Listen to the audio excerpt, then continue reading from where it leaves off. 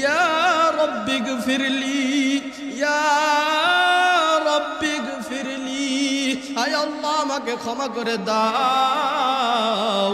তুমি যদি ক্ষমা না করো তাহলে আমার জাহান্নাম ছাড়া আর কোনো উপায় হবে না।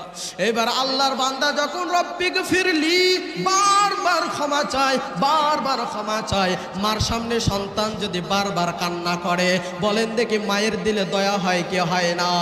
জোরে বলেন হয় কি হয় না? শিক্ষকের সামনে ছাত্র যদি চোখের পানি সরায়া দেয় তাহলে শিক্ষকের দিলের মধ্যে দয়া এসে যায়। আমার আল্লাহ বলেন, আমার আল্লাহর দয়া কি কম? আল্লাহ বলেন, ওরে গোলাম, তোর মা বাবার চাইতে লক্ষ কোটি কোটি মায়া আমার বেশি। আমার কাছে একবার বিশ্বাস নিয়ে চোখের পানি ফেলে কান্না করে দেখ, ওই মা বাবার চাইতে অসংখ্য অগণিত দয়া দ্বারা আমার তওবার দরওয়াজা দিয়ে কবুল করে তোকে জান্নাতের মেহমান বানায়া দেব।